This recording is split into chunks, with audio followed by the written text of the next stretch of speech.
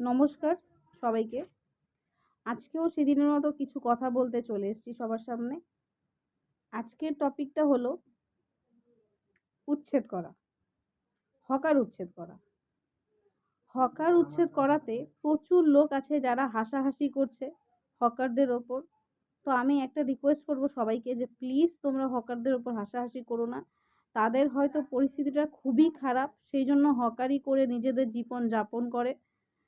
তো আমি শুভেন্দু স্যারকে এটাই বলবো, আমাদের মাননীয় মুখ্যমন্ত্রী শুভেন্দু অধিকারী স্যারকে, যে স্যার প্লিজ আপনি একটু এই লোকগুলোকে একটু দয়া করে দেখেন, একটু দয়ার মতন একটু মনটাকে বানিয়ে প্লিজ ওদেরকে একটু হেল্প করে দেন।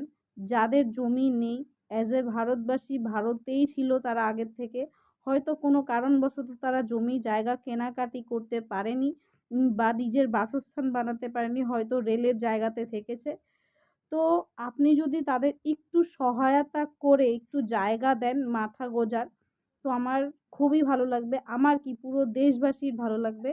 তো আমার একটাই দুহাত জোড়ে অনুরোধ যে প্লিজ স্যার এই হকারদের একটা ভালো ব্যবস্থা করে দিন। প্রচুর মা আছে যাদের ঘরে সন্তান ছোট ছোট, তারা সেই বাচ্চাদের নিয়ে কোথায় যাবে।